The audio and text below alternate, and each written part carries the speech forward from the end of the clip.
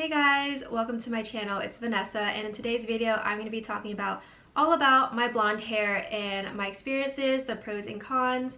And if you're thinking about going blonde but are sort of on the fence and just happen to stumble across my video as you're researching, keep on watching. I'll be talking about my own personal experiences, the pros and cons, the hair products that I use, hair care, and all that good stuff. So keep on watching. I do want to preface that I'm no expert, professional. These are just my own opinions and experiences, so just please keep that in mind, and let's just get into the video. Grab some coffee, grab some tea. It's going to be a chatty video. Get yourself comfortable and let's go. Alright, so starting off, I do want to share a little bit about the history of my hair before going blonde. So I did have black virgin hair before dyeing it, which did help make it a little bit easier, and it was pretty long. I hadn't cut my hair for maybe 2 years because of the pandemic. So the overall health of my hair was pretty good. The only hair dye that I've ever done is box dye of sort of like the reddish tint. I have always wanted to go blonde, and I was always so scared, like, oh, will I like it? Will it look weird because I'm Asian? And you know, if you're Asian, also your parents, they may not like it, even though I'm a grown woman and can make my own decisions. But you know, they're pretty conservative, so I knew my mom would freak out seeing my whole hair bleach. She would always tell me, no, don't bleach it, it's gonna get so damaged, you're gonna lose hair, and all that stuff, all the scary stuff that, you know, they try to say to deter you from doing it. But I finally took the leap and did it this past July while I was working from home. I figured, you know, while I'm not on camera all the time or not really client facing, I figured it was the best time to experiment with my hair. And yeah, I really like how it turned out. And yep, that's just sort of a little quick history on my hair. So yeah, let's just get into it. I'll be talking about 3 different things, which I'll have timestamps below if you're looking for a specific topic. So I would say the 3 things to keep in mind when thinking about going blonde is the current condition of your hair, the products and the maintenance it will take, and then also third is being financially prepared, because it's not cheap to maintain your blonde. But the first thing I want to talk about, which I kind of touched on before, was the condition of my hair. So like I mentioned, it was virgin black hair, hadn't been dyed, it was really long. Overall, it's pretty healthy. I had really thick hair and I have a lot of it. My stylist actually said I was probably in the top 3 of longest and thickest hair he's ever had to deal with. So it does take a lot of time if you have that much hair, and just be prepared to be in the chair for a while. So because I did have virgin hair, it did take the bleach really well, and I think that really helped with speeding up the process. Also keep in mind, when you are getting your hair bleached, you don't want to come in with already clean hair. You want to make sure you have like 3-4 day old hair, so that the oils in your hair can prevent the scalp from burning too much when they do apply the bleach. I didn't have any issues with any burning because I did wait a few days from showering, so no pain on my end there. And I would say the overall bleach process probably took about 5-6 hours if I remember correctly. I went through 2 bleaching sessions within one sitting. I don't remember the timing of all that, but he did bleach it once and then they washed it out, and then I believe they bleached it again, and then they added toner and all that stuff. So that took about 5 to 6 hours, yeah, with the bleaching, the toning, and the haircut and the styling. I know sometimes going blonde for some people can take up to 8 hours, so one thing you do want to keep in mind is, like I mentioned before, the condition of your hair. If you already have some coloring in your hair, it could take a little bit longer because the stylist will have to, you know, add additional products or do whatever they need to do to get the color that you want. So one tip I would definitely recommend is having some reference pictures for your stylist so that they know the sort of color you're going for and they can make their recommendations, because there's such a broad spectrum of different colors that you can go for. So I provided my stylist some colors. Another tip that I would recommend is definitely doing your research on the actual stylist. I went on Instagram and looked for stylists in my area. That way you can reference their pictures and see, you know, if you like their style, if you like the work that they've done. I would recommend doing a stylist that has worked on Asian hair if you're specifically, you know, Asian, or specifically looking for someone who has worked on similar hair to yours. So whether that's Asian hair, curly hair, straight hair, thick, thin hair, just look for a stylist that will be able to handle your type of hair. So this is my hair currently with the blonde. This is actually my third touch-up session. So over each session it's changed a little bit. In the beginning my hair was definitely more on the blonder side, and it was longer. I had cut it since then. But right now in this third session, it looks a little bit silvery on camera. I don't know if it'll pick up. It is definitely more ashy. The more you dye your hair and like tone it, it will get ashier if that's the look that you're going for. You may not get it the first time that you go in, depending, you know, on the stylist, but I really like how this has turned out. And this is also my natural hair. This is probably like 1 or 2 day old hair. But yeah, so this is my natural hair. It's just kind of wavy at the bottom and then straighter at the top. And as you can see, my roots are kind of coming in. So this is about maybe like 1/4 of an inch, and it's about a month's worth of hair growth. And I would say my hair grows pretty fast. And then my ends also currently, they feel pretty good. They don't feel too dry. And that's also because I've been maintaining it with products, which I will go into a little bit later. They're not too, like, they don't feel fried or dried, which was my biggest fear in going blonde, was that my hair would just be so damaged after bleaching it and dyeing it. But even after doing it 3 times, my hair still feels really healthy. And I do think partially it is because I already had a lot of hair to begin with, so that definitely helps. I think with the proper maintenance and care that your hair will still stay healthy. So on that note, I'll get into the maintenance and how I take care of my hair. So I'll share some products that I've been using. So these shampoos that I have here, I just have the Redken purple shampoo. So this is just the purple shampoo that I use. And then I also have this one, which is Silver System, and it's also like, it does a similar thing. So here's the other one that I use. So I didn't really have any ideas of what products I should use, so I just asked them for recommendations. These were the 2 that they had in their store, and those are the ones that I ended up buying, and they work fine. I had to double check on the pricing, but essentially the same thing. I don't know the difference between them, to be honest. This one, I guess it's better for if you have silvery hair, and this one's better for a blonde. Just say this one says anti-brass, and this one says anti-yellow. But yeah, they're both pigmented purple out of the bottle, so I think they do sort of similar things, but yeah, there is that.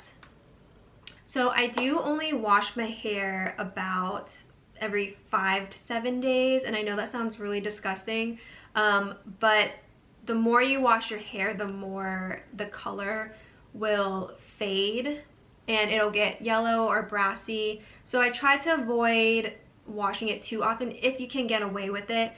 Thankfully, my hair has already been trained where I could go like 3 to 4 days without showering. I know some people it's really hard and they have to wash it every day. So just keep that in mind.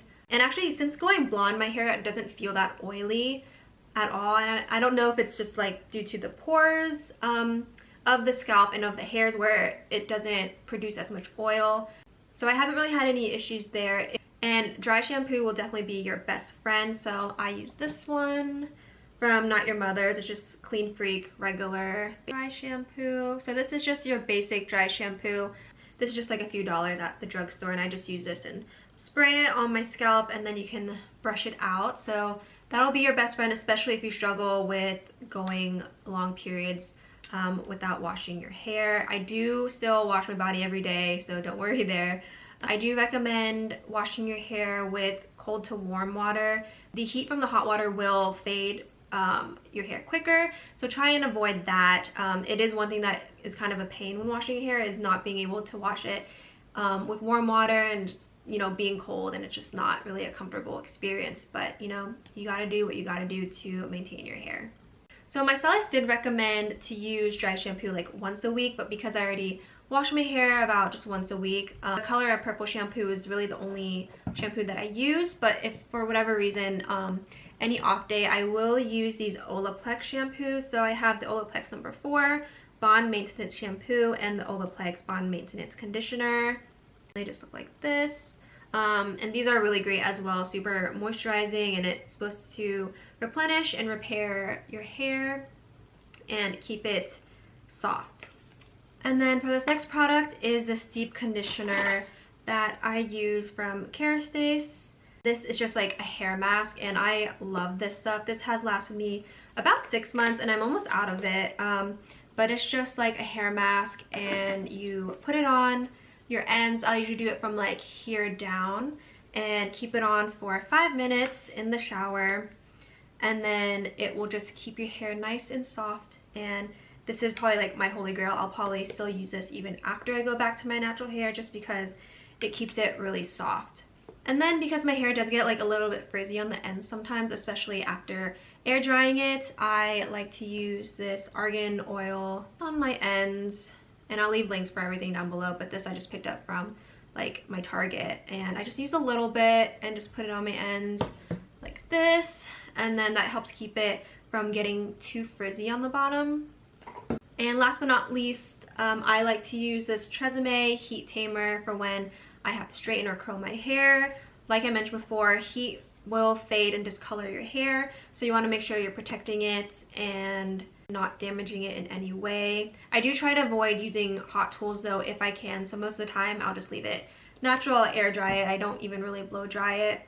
But yeah, so I'll leave links below for everything. And the third thing I want to talk about is price and just being financially prepared for having blonde hair. So first off, I would say definitely if you're thinking about going blonde, you don't want to skimp on the hairstylist. I know going blonde can be super expensive, but you get what you pay for. If you're going to skimp out on the hairstylist, I honestly don't think you're going to get the product and the results that you want.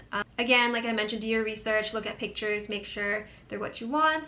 When I first went blonde, it did cost about maybe $600, maybe a little bit more. I did buy the products at the same time, so I don't know the exact price, but it's definitely over $500. And I know there's probably cheaper options out there, but I really liked my hairstylist. I really liked all the work that he's done, so I was willing to pay that much money to get my hair done. And also I was just really nervous of just having a bad job, so I really wanted to pay for a good quality stylist.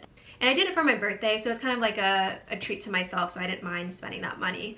So one thing that will contribute to the final cost of dyeing your hair is the actual amount of hair that you have. So the way that I believe that stylists do it is part of it is basing off of how much product they have to use. So if you have more hair, they have to use more product. So for myself, when I had hair, like it was probably down to here, is where they cut it initially. And then I already had a lot of hair to begin with, so they had to cover all of that and use all the foils and all the toner. And my stylist kept having to like go back and refill his little bowl. So that will definitely contribute to the price. But if you have shorter hair, less hair, it could possibly be cheaper. I don't know for sure, but that's just from my experience what it seems like. And then another thing is maintaining your roots and paying for that as well. So my stylist recommended I come in every 8 weeks, which is about 2 months, and I just wanted to be on top of it. I didn't want to let it grow out too much, because I have seen from not just my hairstylist, but other hairstylists online as well, is you don't want to grow out your hair too much because it does make the blending a little bit harder for them when they do retouch up your roots. Sometimes there's like a visible line between where they had just bleached it to like the older areas of your hair, so that's something you do want to keep in mind. When I go in every 8 weeks, my roots probably are about here maybe. So it's not too bad. It's about here, and it doesn't bother me too much, but it is nice to go get it refreshed and looking your best. And that will probably cost, at least for me, up to like $300, $350 from my memory. It could be a little bit less, a little bit more for some people. And so paying that much every 2 months definitely is not fun.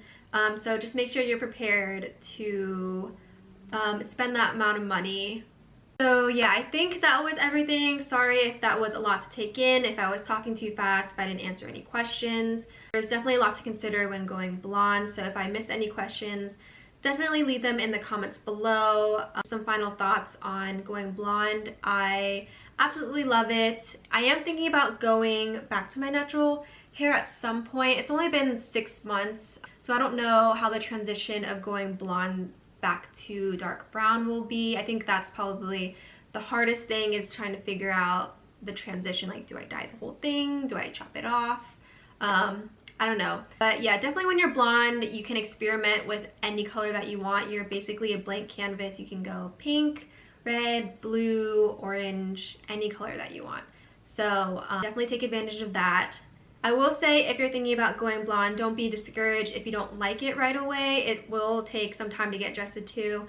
It probably took me about a month to get used to it. Every time I would look in the mirror, it would look like a wig. But I absolutely love my blonde hair now. And when I look at old videos of my dark hair is the thing that looks like the wig now. So it's kind of weird to think of it that way. Yeah, I love my blonde hair. I don't know when I'm gonna go back, but I'm gonna enjoy it for the time being. If you're hesitant about going blonde, I would say just do it. I don't regret it at all. I think I waited way too long to go blonde, and I'm so glad that I did it. But yeah, I hope this video was helpful. Please give it a thumbs up, and I'll see you guys in my next video. Bye.